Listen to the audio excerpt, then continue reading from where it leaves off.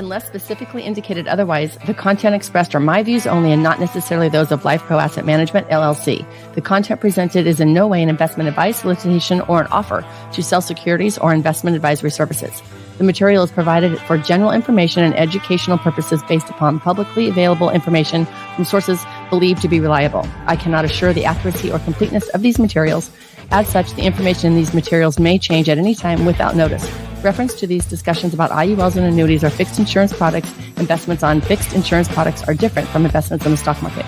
Any guarantees provided by a fixed insurance product cannot be assumed to be guaranteed for any other investment.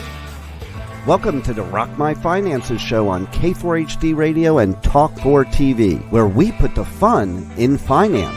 Join Powerhouse Jennifer Joseph, CDFA, CMC, and Private Wealth Advisor, as she collaborates with you to create clarity, control, and confidence with your money, your way. It's not about the zeros, so what is it all about? Let's find out. Now here's your host and weekly friend, Jennifer Joseph. Hey, y'all. I'm so glad we're back again today. You are going to love today's show. Are you ready? What is life all about? We all just want to feel loved, heard, as Oprah's always told us, adored and cherished, right? So today's topic is about relationships. Are you happy in your current relationship? How do you know when you're happy? What can make you happy in a current relationship? I'm so excited to talk about it all. I myself am in my 50s, and I've been through a few relationships. And I've actually married 3 times, and I'm not done yet. Love marriage, love men. I am thoroughly enjoying my singlehood, I have to say, even though I'm not dating that much, but I still love being single, getting to know myself so that I can be the best version of myself for the next person, which I believe is part of making a successful relationship, is making sure that you can make yourself happy and you know what makes you happy so that you can request that from your partner. So today I have a special guest, very good friend of mine, filling in at the last minute. Love, love, love her. And she's going to just kind of banter back and forth with me, and we're going to talk about relationships. We're going to talk about the pros and the cons and basically what makes a good relationship. How do you know when you're not in a good relationship, and tips. So hang on till the end, because at the end of the show, we are going to share with you how to create a good relationship. You can use this for romance. You can use this for your spouses. You can also use it in just like everyday life. We have family, friends, coworkers, staff, business, managers, all that great stuff that we need to be able to communicate with to have a really good relationship with them. And being authentic, you know me, if you've heard me before, that's my key. Show up, say what you think what you say, do what you're going to say. It all breeds authentic self-expression, which I think is absolutely huge. Integrity is key. So without further ado, I'm so excited to bring on Miss Regina Jaeger. Hey, Regina. Hello. You're so beautiful. I love your background. You're wonderful there in wine country in Temecula, California, right? Yes. Yep, I am. Awesome. It's not virtual. It's not a virtual background, y'all. We were just saying, dude, you look virtual. It's not. Touch it. She's just going to touch the tree. I love it. Well, thank you so much for joining me today. And our topic is on relationships. And I know you're filling in at the last minute. How do we create a healthy relationship? And are we happy in relationships? I know society, being single, society tells us we need to be married. I mean, all the studies that come out and say you're going to live longer if you're married, you have more sex if you're married, sex is healthy, all that great stuff. So it kind of, in the beginning of me being single, I felt bad, less than, not good enough. And I absolutely do not feel that way now. Maybe it's age, maybe it's time being single, maybe it's society. I don't know.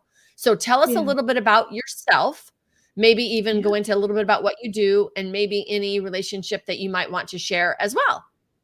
Yeah. So my name is Regina. I'm a co-founder of Visual Media Edge.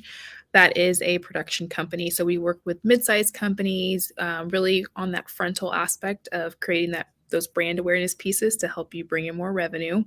Also just to create the awareness that your business is out there, whether that's marketing pieces or creative trailer or promotional pieces as well. So that's really how we help businesses on the front end. And a little bit about me, just relationship wise, I feel like most of my life I've always been trying to figure out like, who am I? What do I need? Or how to better just be a better version of myself. And so I feel like I've had a relationship with myself that's always been evolving, but also I've had to learn how to also carry relationships into friendships, into work relationships, and kind of just round myself up. So I don't know, I'm continuing to grow and yeah, just have a fun life with healthy relationships. So that's really my goal. That's awesome. I love it. So I'm the same, and I'm having a relationship with myself now and loving myself and all my pros and cons, flaws and strengths and weaknesses and all that great stuff, and truly loving myself. And so that's really where we should start, right? But a lot of Right. people get married in their late teens and early 20s, and now they're getting married a little bit later, their late 20s, maybe early 30s. So we're knowing who we are a little bit more when we get married a little bit later. Right. So share with me from experience or just from friends and family or what you know, how do we know when we're not in a healthy relationship? Ooh, that's such a good question. And it took me a really long time to understand. I think for me, I'm one that believes the best of people. And I don't go into things thinking people are bad or, that's just who I am. And I learned that. I learned that specifically when I moved to New York. They were like, yeah, they can tell you're green. And, they would try to take advantage. And so, um, I would say in my late 20s is when I started to um, just really discover or rediscover who is Regina. Mm. What is she like? She likes friends, she likes people, but what kind of people? What kind of work relationships? What kind of romantic relationships? So I really had to um, let get rid of a lot of relationships because it was actually doing a lot more damage and causing pain. I mean, I had people that were friends that would I live in my home and basically were using me for, my photography and video skills that I had built. And I'm like, whoa, I thought we were friends, but I'm like, okay, there are people out there that will, use you, and you have to really set those boundaries to, create that healthy space. And also just understanding there's people that are abused, that hurt people. So there was a lot I didn't understand about people. And it took me into my late 20s, early 30s to start understanding like, okay, Regina, you love people, but we need to put boundaries in place. And we also need to understand who you are as well to be able to fully show up and connect and have those fulfilling relationships. I love it. I love it, love it, love it. And it's very true. So a couple things, because you know me, I love coaching, right? And so you all just know I've known Regina for a couple years now, so I'm not coming full force at her blasting. So a couple things, the words that I would switch in there is I released some relationships instead of got rid of, because you just kind of released them, right? Yes. You said yes to the universe, thank you. They've served the purpose and they helped us get to the next level. And then I can't remember what the other word is. So I'll remember it later. I actually had to do that. Go ahead. So with what you're saying, it was actually interesting because in my 20s, I was in a really just not the best working and friendship environment. And that environment, it treated people like they were expendable. You were just a clog in the wheel. We're in and you're out. And so that was something I took on. And so I had to learn that no, people are valuable. We value people, but there are times when you do have to release so that you can move forward. And so that I loved having that little shift as well. Okay, this relationship has expired, or, we're going to bless them with love and we're going to, continue to move on. And so, yeah. I love that. And that's hard to do. I want to commend you for sure for knowing all of this at really a young age, because most of us don't start looking at this until our 40s. So you got a couple decade little skip on us. That's awesome. I love that you found that out earlier. Now I know you had to go through some crap, because we all have crap, right? So we had to go through some crap to figure this out. Yep. So I looked at the New York Times article about relationships and having a happy relationship. So this comes from a New York Times article. It says that there's styles of loving. So romantic style, best friends style, logical style, playful style, possessive style, which is the jealousy and obsession, right? And then the unselfish, which is nurturing, kindness, sacrifice. So I feel like as a mother, I'm definitely the unselfish, nurturing side of things, right? In a love relationship, the romantic is definitely based on sex and sexual attraction and affection. I obviously love that as well, right? We love romance. Best friends is fondness and a deep attraction. So when we really, like they always say, marry your best friend because then you'll get along forever. And then the logical part is the practical feelings based on shared values, financial goals, and stuff like that. And then playful. We got to have a good old time, right? We have to have a good time. So any of those styles fit you, or you have any comments about any of that? Because that was a lot. That's the first time I heard about styles. Yeah. I think definitely like in my relationships, like all of them, fun is a big driver for me. So it's like, can we have fun together?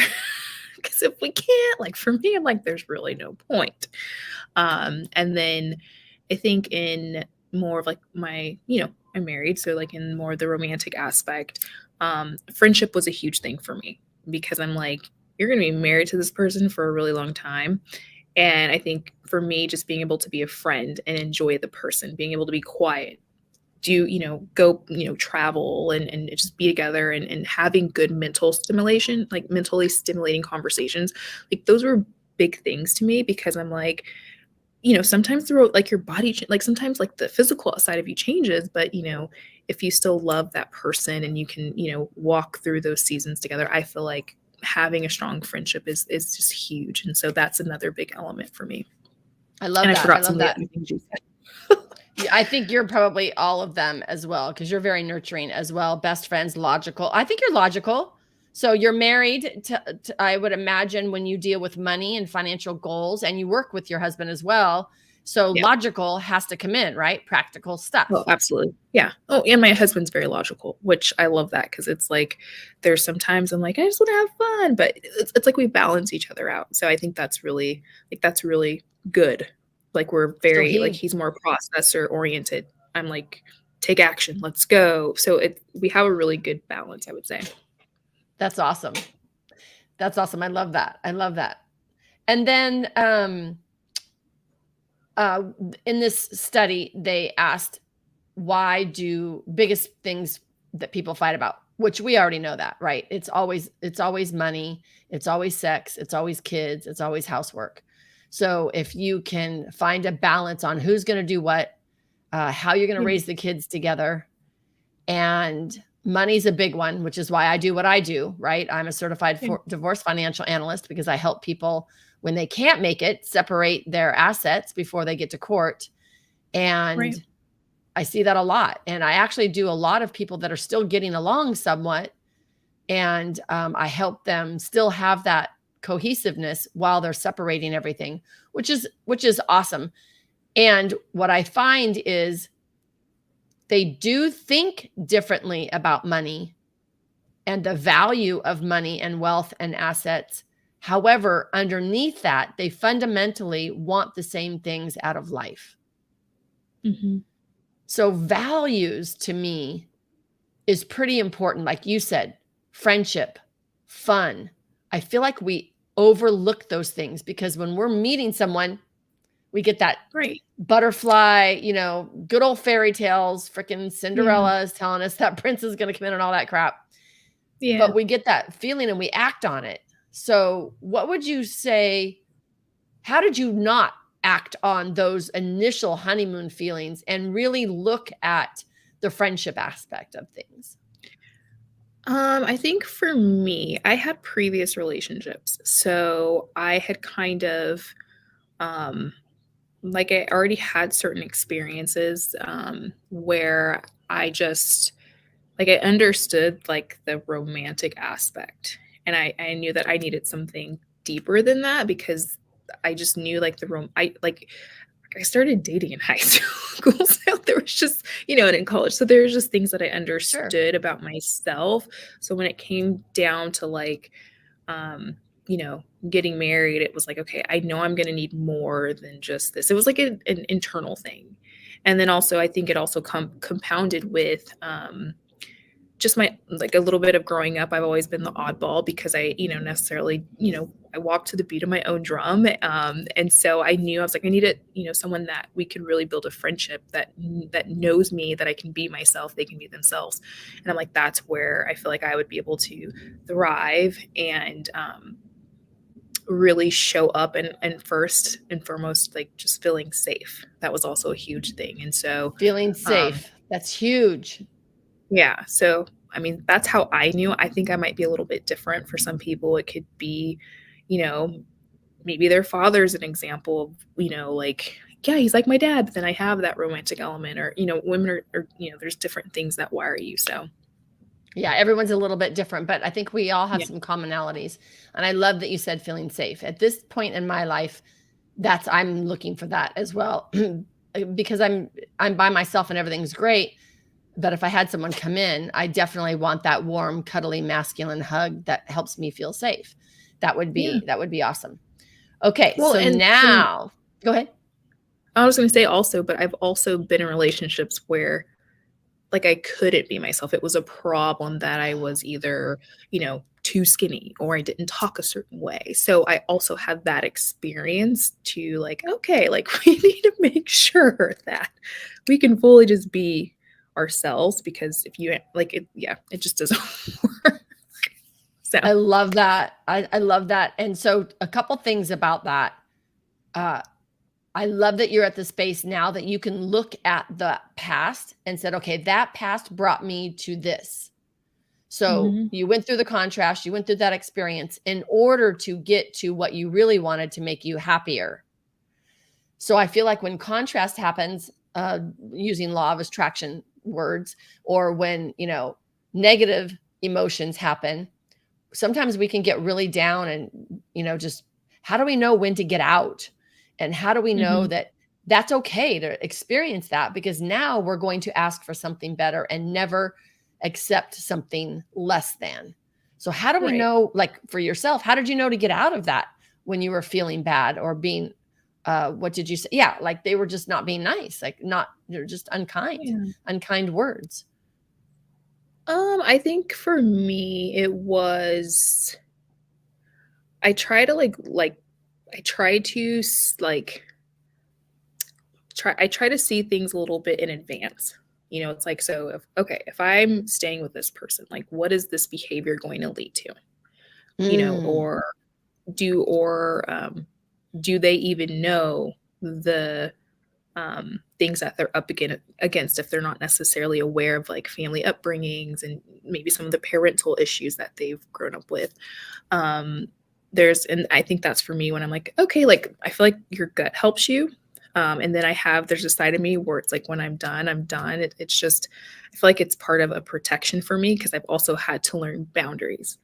I didn't learn that in the home growing up, so I had to learn in my 20s. And so I mean, that's just a mix for me, and I'm really thankful because I feel like I've avoided some just relationships that could have been really detrimental to me.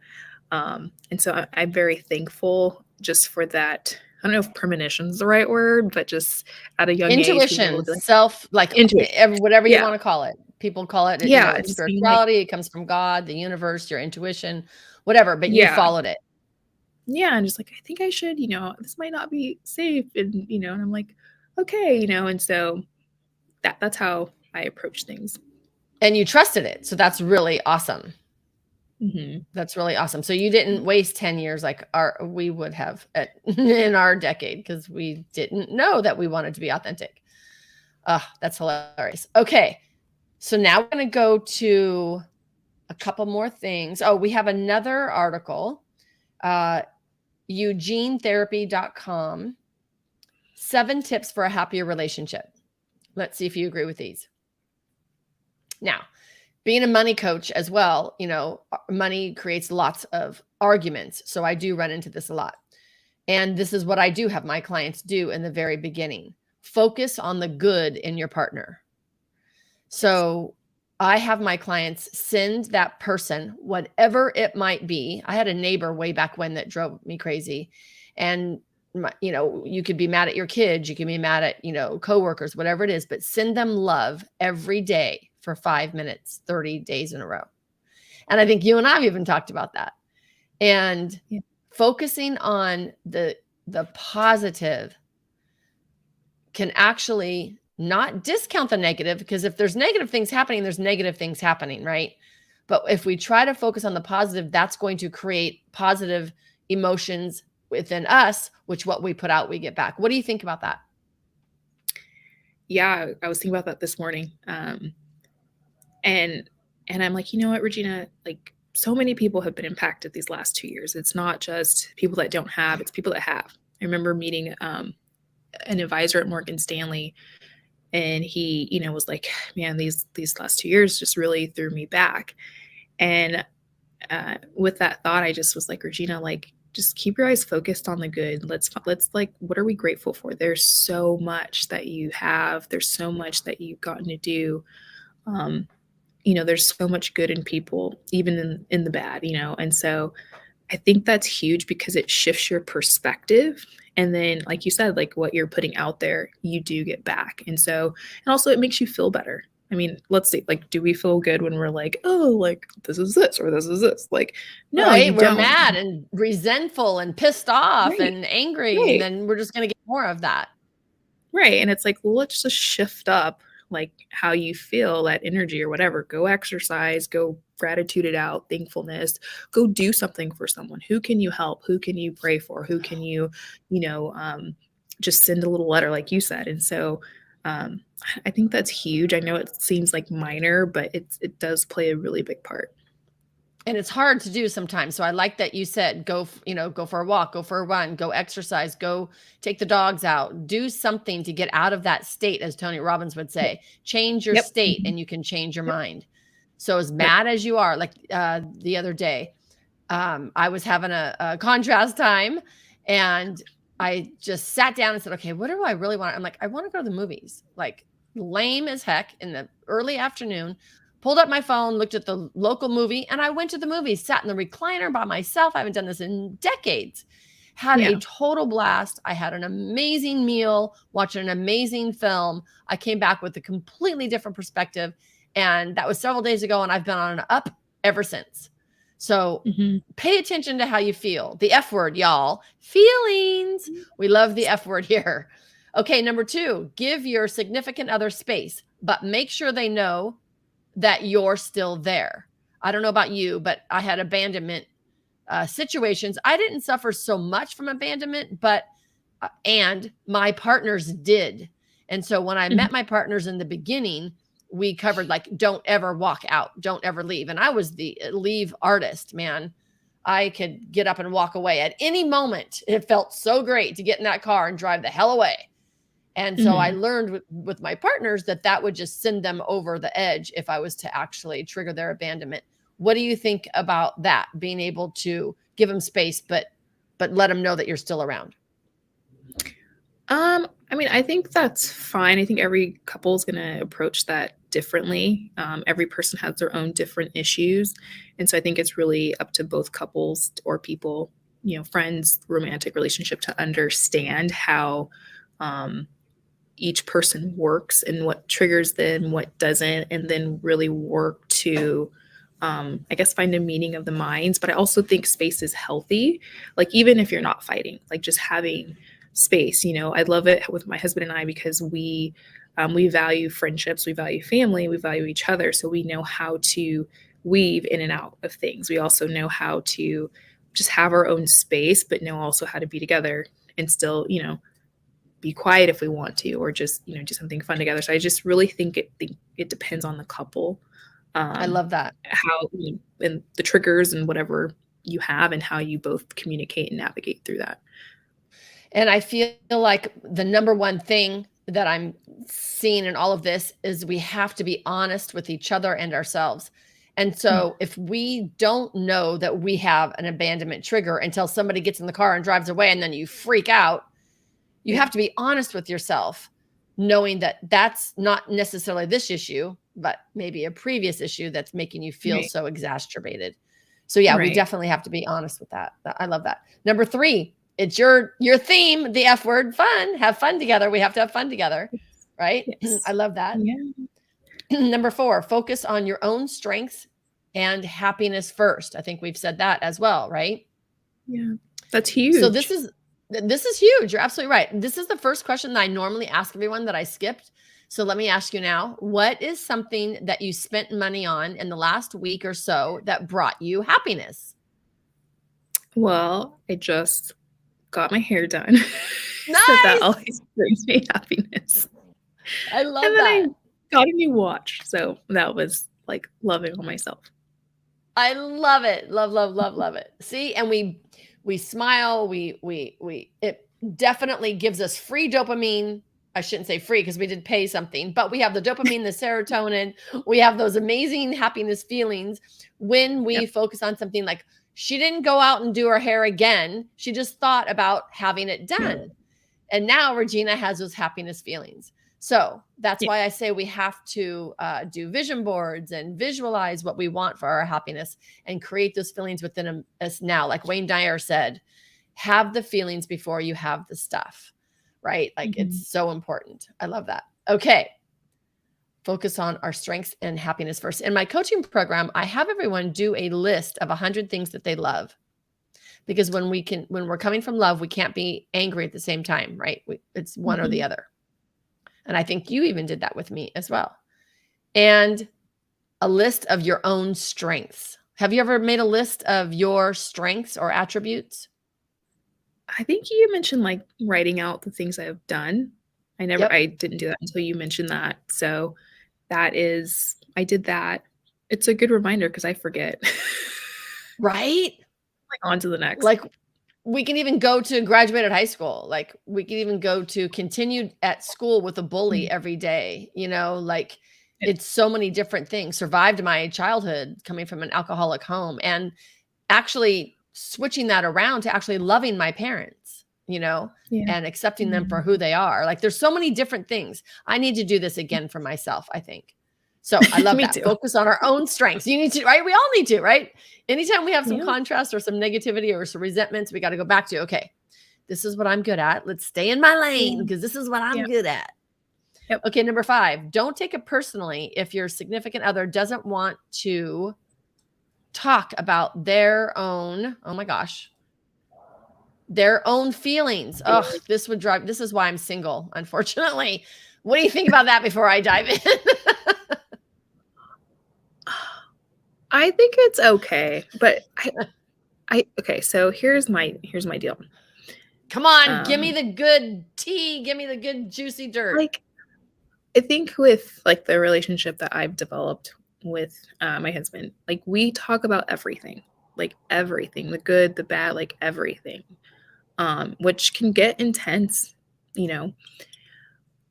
I think because he understands me and I understand him. Like, I guess men have a nothing box.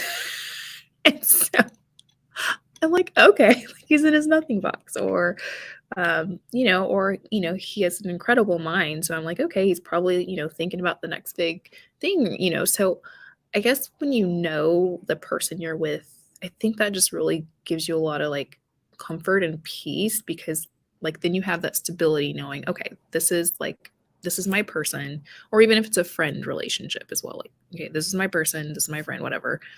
And you kind of base and move forward from there. And I feel like that is what like gives a lot of peace for me. Like I don't, and also I know guys they're not huge on feelings either. So it's like, there are times we go there and there's times it's like, okay, a guy's going to process totally different than me. But do I have my space to process with him? Of course. So that's kind of how I approach it. Okay, I'm going to go way on the other side and way stronger and way more bitchier. Here's my thing. You do not deserve to have a romantic sexual relationship if you are not going to share your freaking F word. You have to share your feelings. If you are not evolved enough to have a feeling, know what the hell the feeling is, maybe even where it came from and how to change it to a positive feeling, then get the hell out of the bed. You do not get to have sex with me unless you can share your feelings first. Was that terrible? Like, I just like went on a total tangent right there. No, that's total opposite. I know, right? Total opposite than you. I love you. And that's why she's married and I'm single and I go to bed with my cat. So I get that, but I'm really at a place in my life that I think, like you mentioned earlier, that you wanted more.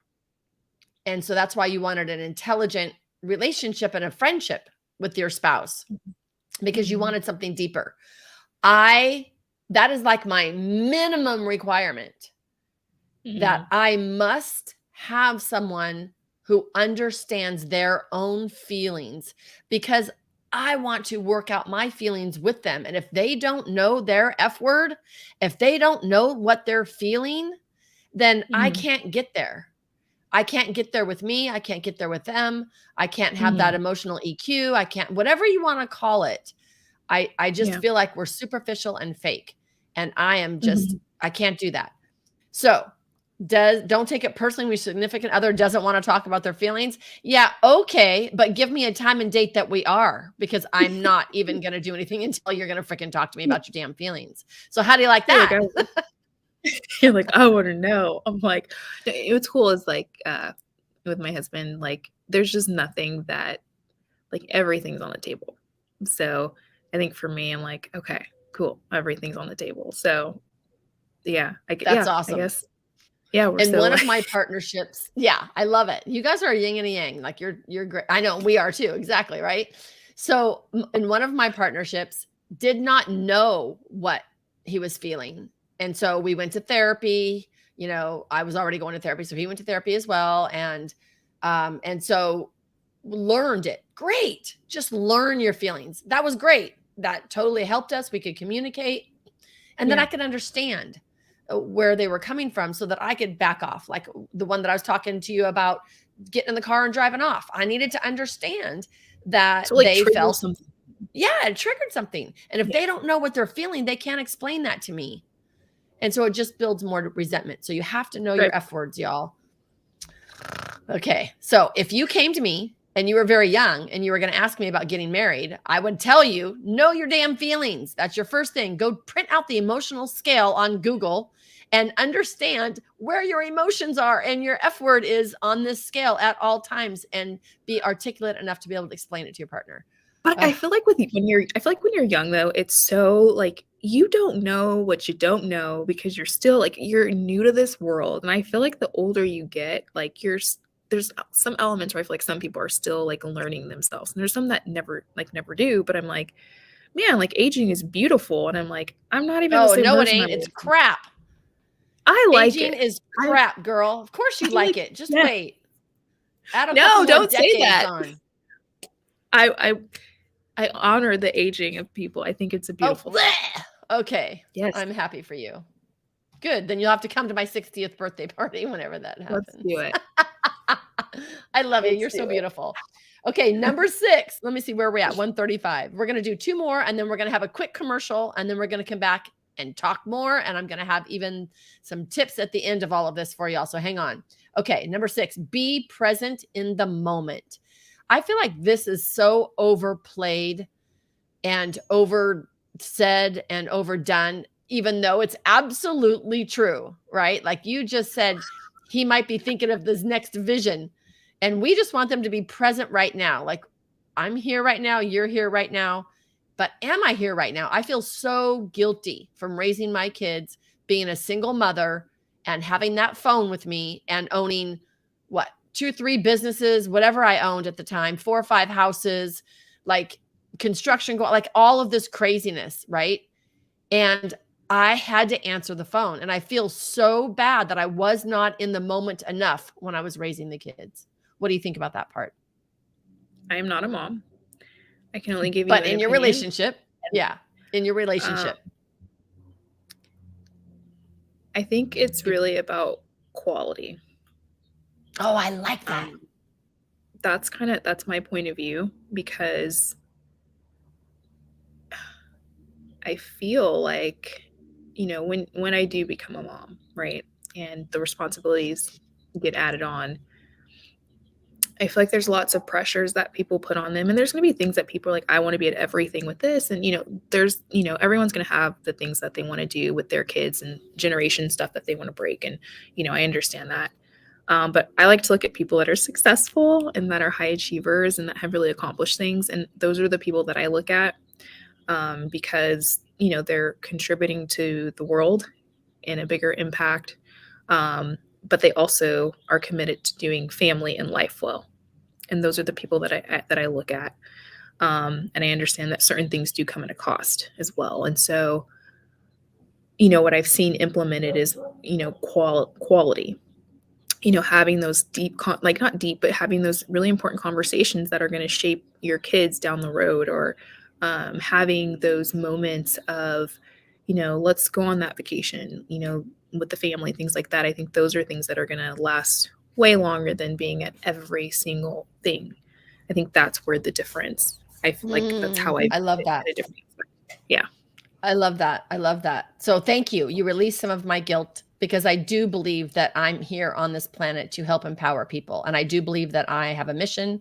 I do believe that I'm here for all of those reasons, to serve. And it makes me very, very happy. And it makes me be able to show up every day. And so you took a little bit of guilt off me. So thank you. I appreciate that. Be in the moment. Okay. The last one, number 7, is be honest, which we've already said like a million times. We have to be honest with ourselves and with our partner for sure. Okay. So now our amazing engineer, Juan, thank you so much, Juan. He's going to cue up our cute little commercial, y'all. This is real now, real time. So we can actually up level our emotions right now with this amazing offer that I'm going to give you in this commercial. So hang on for this commercial. And then we're going to come back and we're going to give you the secrets how to create a happy relationship. So stay tuned. Thank you so much, Regina. This is fun. Yeah. Thanks, Jennifer. Wait, the show isn't over yet. There's more fun and finances ahead. Jennifer will be right back as we have a special bonus offer for you right here on Rock My Finances, broadcasting live on K4HD Radio and Talk4 TV. Hey, y'all, it's Jennifer Jost. Are you ready to transform your relationship with money? Rock My Finances Club is your weekly mastermind for wealth empowerment. Join me live for your personal weekly group video sessions and access your personal portal with the video library at any time, including your success system and way more bonuses. Go to rockmf.com for your financial empowerment. Make yourself a priority today. Schedule a chat with me at rockmf.com and achieve your feminine financial freedom finally. Oh, and don't forget to ask me how to save 50%. See you at our weekly mastermind. Okay, Rock My Finances on K4HD and Talk4 TV is back. Once again, let's put the fun in finance with your host and weekly friend, Jennifer Jost. Okay, it's awesome. I love that weekly that Zoom call that I have of everyone. I hope y'all join. Okay, Miss Regina, did she leave us? Did she think it was? Oh, there she is. Okay, you scared me. Okay, my girl. Okay, so here we go. These are the most important things with our 10 minutes that we have left that we need to have in relationships.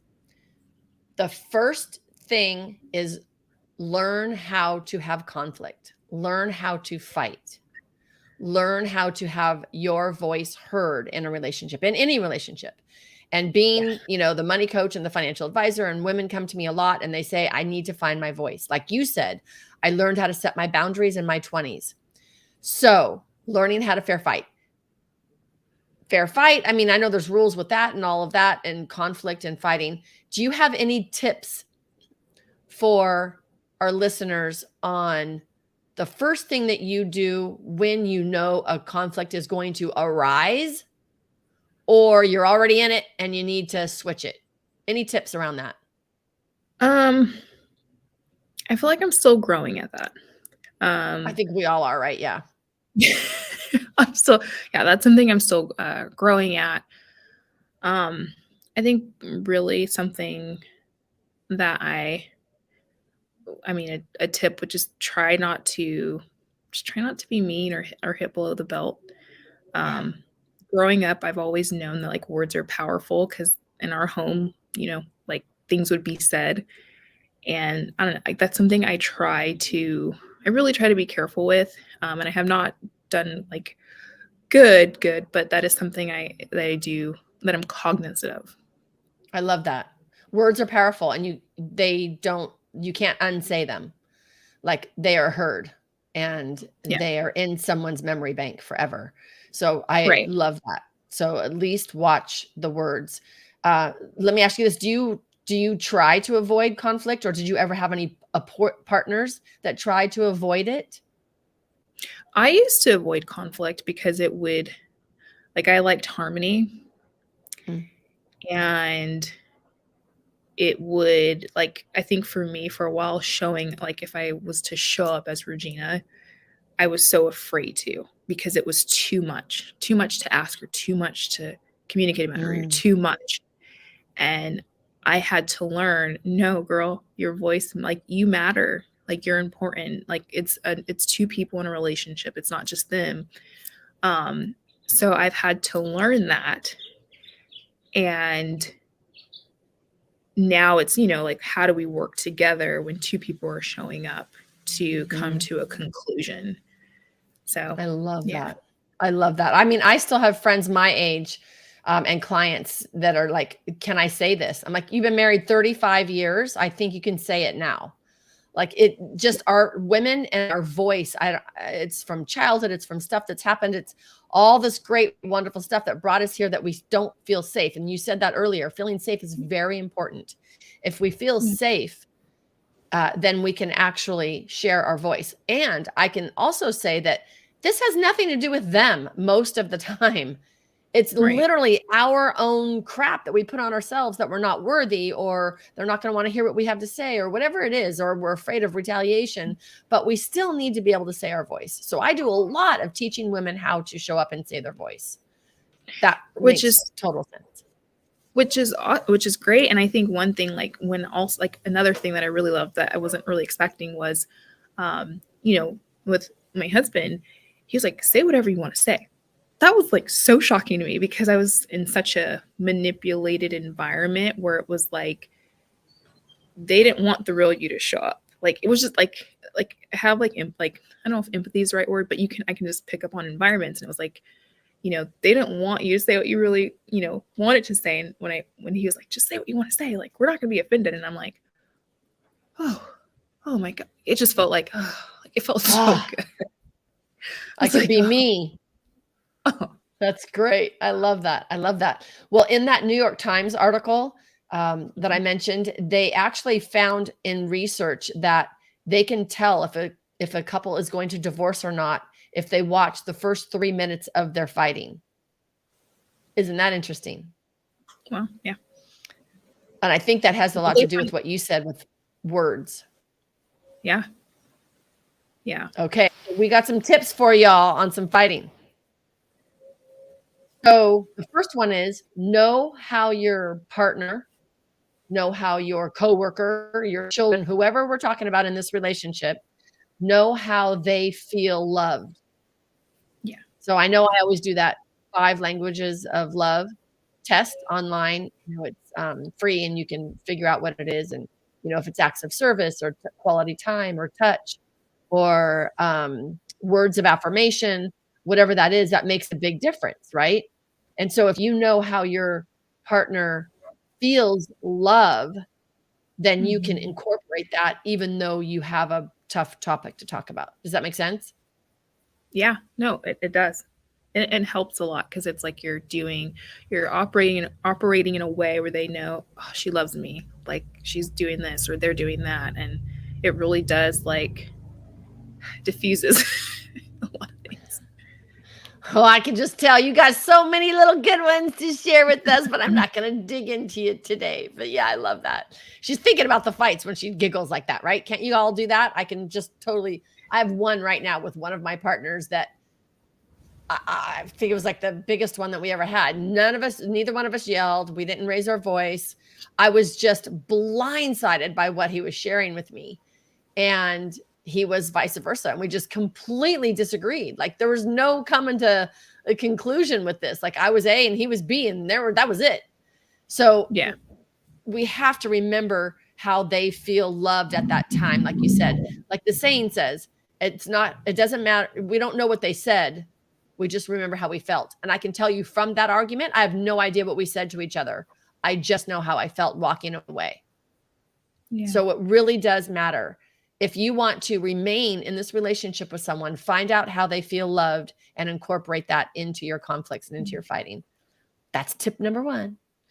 Okay. Yeah. Tip number 2. I did this with my kids growing up with Journey and Parker.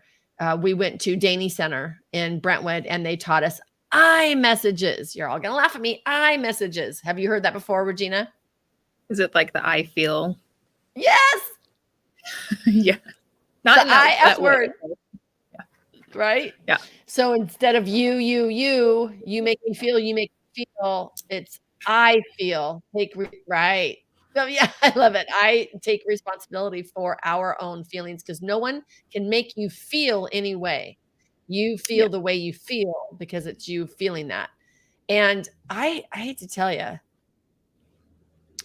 this is going to be interesting when I get into a relationship again, because that really irks me when I hear someone feeling like a victim and blaming their lot in life or whatever happened to them on other people. And I've done it as well. We all do it. But when they're consistently stuck in that, that's when I have to have a blessing and release them to the universe, because it really just irks me so much that it brings up all of my negativity. Does that make sense? That might not be good, but does that make sense? No. That totally makes sense, because it's like someone's not taking ownership of, their role. And then, what does it say about like successful people? Like they focus on what they can control. And, I think like I've even dealt with the whole, taking ownership and responsibility.